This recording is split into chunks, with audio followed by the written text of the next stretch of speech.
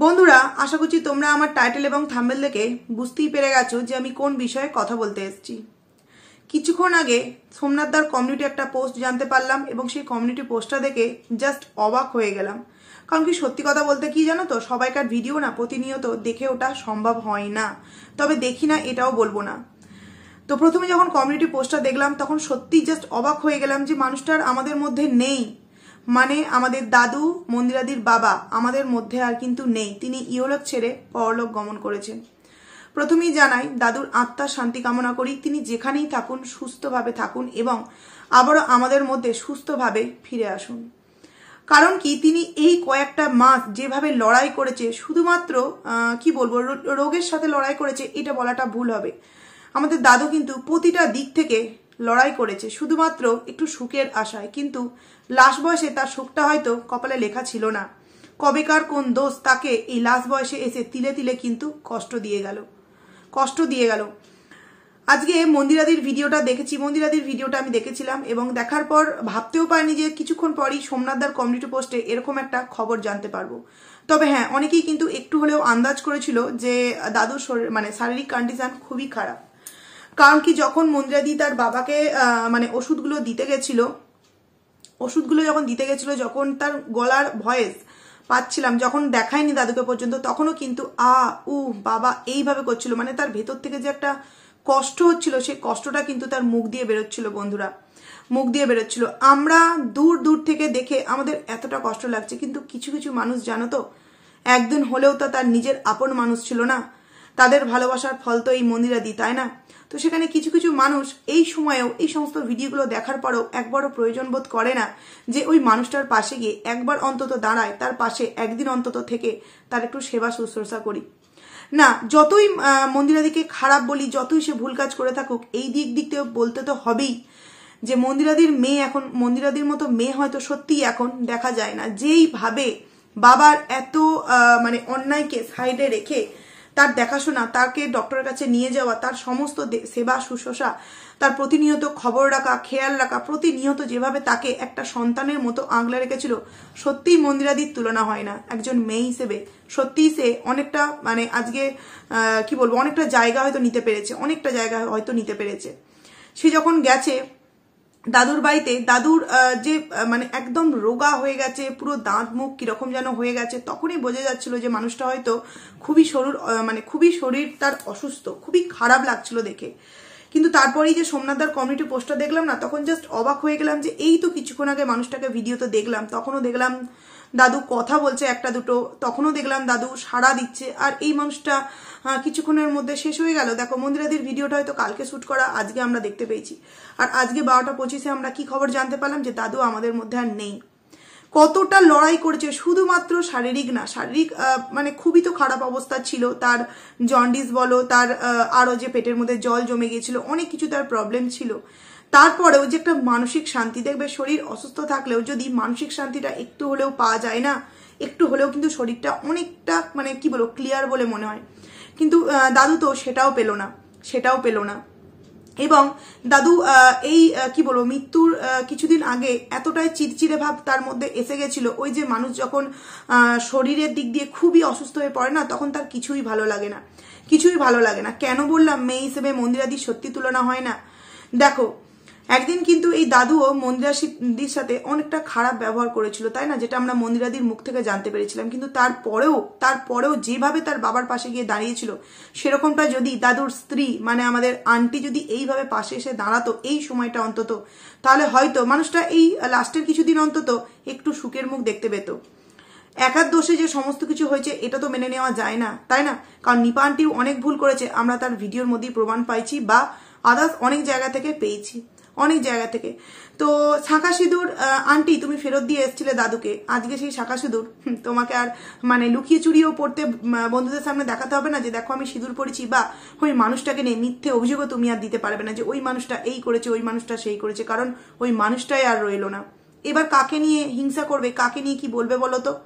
এই সময়টা অন্তত তোমার দাদুর পাশে এসে আসাটা উচিত ছিল। এইবার তুমি হয়তো হাড়ে হাড়ে বুঝতে পারবে যে সত্যিই নিজের মানুষ যখন পর হয়ে যায়, বা নিজের মানুষ যখন চলে যায়, তখন কতটা চারিদিকটা অন্ধকার বলে মনে হয়।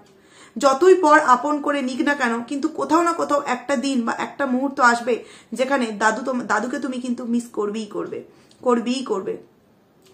আজকে মন্দিরা যখন তার দাদুর বাড়িতে গিয়েছিল তখন জানতে পারলাম যে দাদু নাকি কিছুদিন যাবৎ খাওয়া দাওয়া পুরোপুরি বন্ধ করে দিয়েছিল এবং 4-4টে আয়াকে মন্দিরাদি রেখেছে। প্রথম একটা, তার সাথেও পোষায়নি দাদু, সেকেন্ড একটা, থার্ড একটা, এই ইতিদি ছিল কিন্তু 4 নম্বর একটা আয়া দিদি, যেখানে খুবই ভালো ছিল, মানে নিজের বাবার মতো দাদুকে কিন্তু দেখশন করতো। যেরকমটা নিজের সন্তানেরা নিজের বাবাকে জোর করে খাওয়া দাওয়া করায়, জোর করে স্নান করায়, সমস্ত কিছু জোর দেখাতে পারে একটা সন্তান তার বাবা মার প্রতি, সেরকমটাই কিন্তু এই ইতি দিদি করতো। এবং এই আয়া দিদিদের মধ্যে এইরকম মানুষ পাওয়া সত্যি খুব কষ্টকর, যে কিনা কোনো পেশেন্টকে নিজের বাবার মতো করে মনে করে তার দেখাশোনাটা করবে, সত্যিই পাওয়া খুব দুষ্কর। তো সেখানে তার সাথেও কিন্তু এই দাদুর বনিবনাটা হয়নি। কারণ কি, এই ইতে দিদি কিন্তু দাদুকে জোর করে স্নান করাতে চাইতো। দাদুর বক্তব্য ছিল মাসে একদিন আমি স্নান করব। কারণ কি জানো তো, মানুষটার শরীরটাই অসুস্থ ছিল তখন, আর কোথায় তার স্নান, কোথায় তার খাওয়া, সবকিছুতেই তার মানে কি বলবো খারাপ লাগতো। মানে সিচুয়েশন তার এমনই চলে এসেছিল যে তার কিছুই আর ভালো লাগতো না। তো মন্দিরাদি যখন লাস্টবার হসপিটালে অ্যাডমিট করার পর নিয়ে এলো, তখন কিন্তু হালকা হিংস আমাদের সামনে দিয়েছিল, যে ডক্টর বলে দিয়েছেন যে এইবার ওপরওয়ালার ওপর হাত, এর উপরে আমাদের আর কিছু করার নেই। তো সেখানে আর কি করার ছিল মন্দিরাদির বলো? তো তারপরেও ভাবতে পারিনি যে এই খারাপ খবরটা এত তাড়াতাড়ি আমরা পাবো বন্ধুরা। এবং এই ইতিদির সাথে অশান্তির মেন কারণ ছিল যে স্নান করাতো, মাসে একদিন স্নান করবে, এটা দাদুর বক্তব্য। আর ইতিদির কথা ছিল যে না, তোমাকে 2-3 দিন অন্তর আমি গরম জল করে অন্তত গা হাত পাটা পুছিয়ে দেবো, যেরকম একটা সন্তান করে। খাওয়া দাওয়া দাদু হয়তো বলতো ডিম সিদ্ধ ভাত খাবো, আলু সিদ্ধ ভাত খাবো, ইতিদি তাই করে দিত, কিন্তু দাদু খেত না। কারণ কি, দাদুর খেলে পেটে কষ্ট হতো, ওই যে পেটে জল জমেছিল, আরো যে সমস্ত প্রবলেমগুলো ছিল, সেই কারণে দাদু কষ্ট পেত। সেই কারণে দাদু খাওয়া দাওয়াটাও প্রায় কয়েকদিন বন্ধ করে দিয়েছিল। এমনকি তার খেলেই কিন্তু বমি হতো, এবং বমিটা কিন্তু রক্ত বমি, মানে সিরিয়াস একটা কন্ডিশনে চলে গেছিল। সেখানে দাঁড়িয়েও কিন্তু দাদু মানে যেভাবে রোগের সাথে লড়াই করছিল, সেই দিক থেকে আমার মনে হয়েছিল যদি মানসিক শান্তিটা পেতো, হয়তো দাদু এত তাড়াতাড়ি আমাদের ছেড়ে চলে যেত না। দেখো, যে মানুষের যতই বয়স হোক না কেন, তবুও যেই মানুষটা চলে যায় না, সত্যি আমাদের খুব কষ্ট লাগে।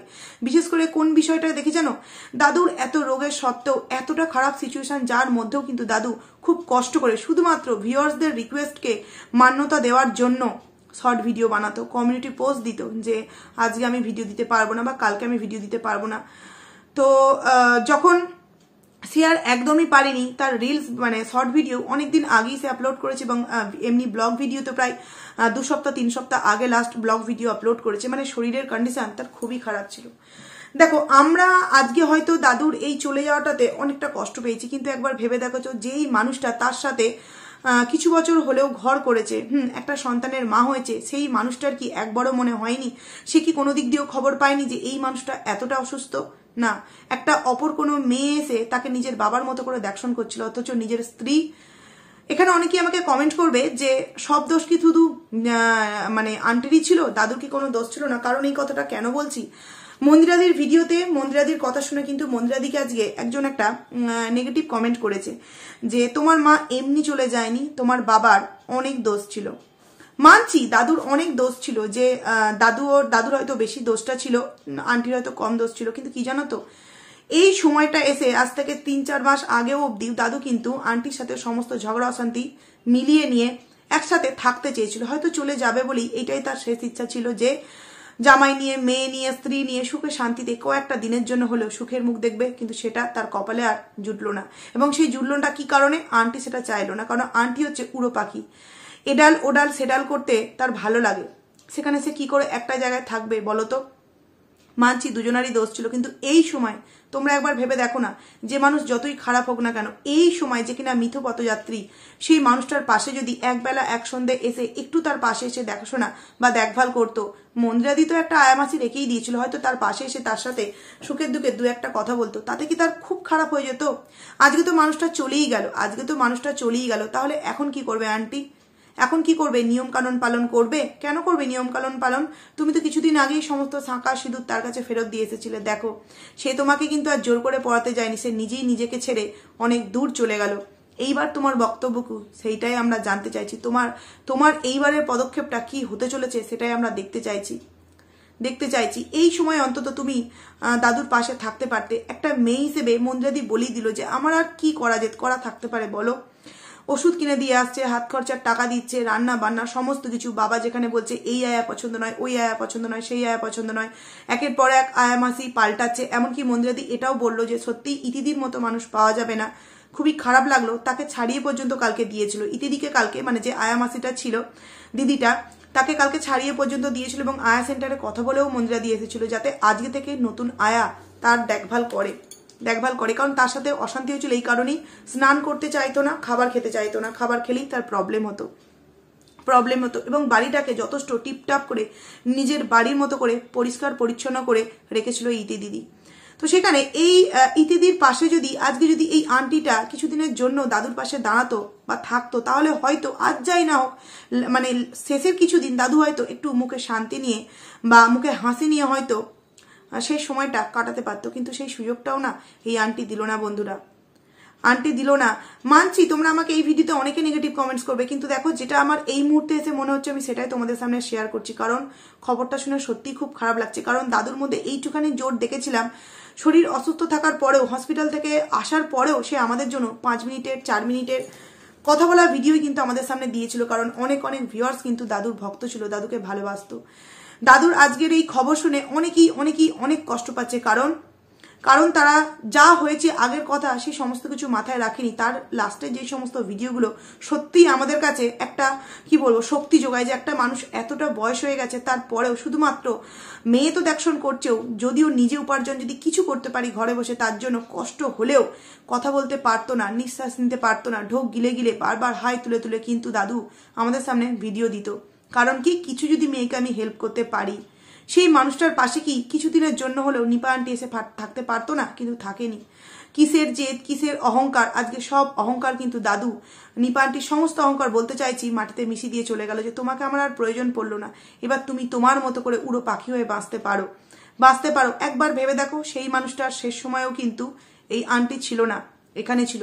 যে কিনা আসল স্বামী, তার শেষ মুহূর্তেও কিন্তু এই তার আসল স্ত্রী থাকলো না। এবার ভেবে দেখো তো মানুষটা কি, মানে আন্টি কি সত্যি খুব ভালো মনের মানুষ? মানছি খুব খারাপ ছিল দাদু, তার সত্ত্বেও তো এই সময়টা অন্তত তার পাশে এসে তার দাঁড়ানো উচিত ছিল, তার পাশে এসে তার কপালে হাত রাখাটা তার উচিত ছিল। মেয়ের সাথেও তো কম অন্যায়টা দাদু করেনি, তাই না? তারপরেও তো মেয়ে তার কর্তব্য প্রতি পদে প্রতি মুহূর্তে পালন করেছে। তাহলে কি আন্টি পারতো না এই নিয়ম মানে একটু এই জিনিসগুলো পালন করতে? পারেনি। তো যাই হোক বন্ধুরা, কি আর তোমাদের সামনে বলবো, খুবই খারাপ লাগলো।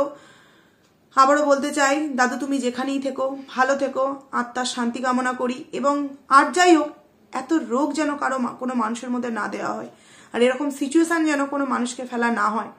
যেই সিচুয়েশনে কি বলবো, খেতে পর্যন্ত পারছিল না, সিদ্ধ ভাত পর্যন্ত করা ছিল সেটা পর্যন্ত খায়নি, খেলে নাকি বমি হবে। মানে কতটা তার মধ্যে কষ্ট, কতটা তাকে রোগ ঘিরে ধরেছিল চারিদিক থেকে।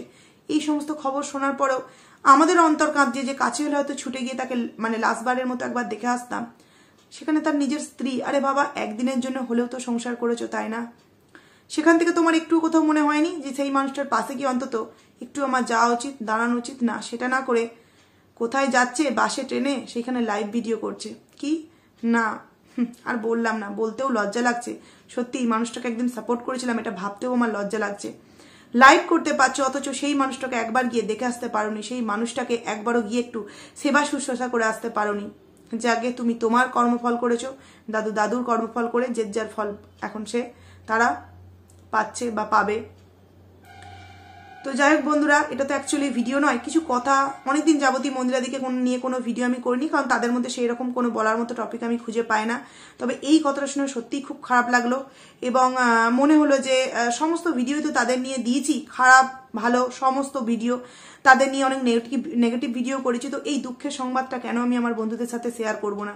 তো সেই কারণে এই কথাগুলো তোমাদের সামনে বললাম। তোমরা প্রত্যেকেই দাদুর আত্মার শান্তি কামনা করো। এবং একটা জিনিস আমার সত্যি খুব ভালো লেগেছে, সোমনাথদার কমিউনিটি পোস্টে সোমনাথদা লিখেছে শ্বশুর বাবা, এই যে কথাটা না খুব ভালো লেগেছে, এই যে শ্বশুর বাবা কথাটা উল্লেখ করেছে, সত্যি খুব ভালো লেগেছে। এবং জানতাম এটা পার্সোনালি যে সোমনাথদা মানুষটা খুব একটা খারাপ মানুষ নয়, তাকে নিয়ে যেমন দীপদা মানুষটা খারাপ নয়, সেরকম সোমনাথ দাও কিন্তু খারাপ নয়, যথেষ্ট ভালো মনের মানুষ। তার পরিচয় কিন্তু আরো একবার আমরা পেয়ে গেলাম। তো যাই হোক চলো বন্ধুরা, খুব তাড়াতাড়ি একটা ভিডিও নিয়ে তোমাদের সামনে আসছি। কি বলবো বলো।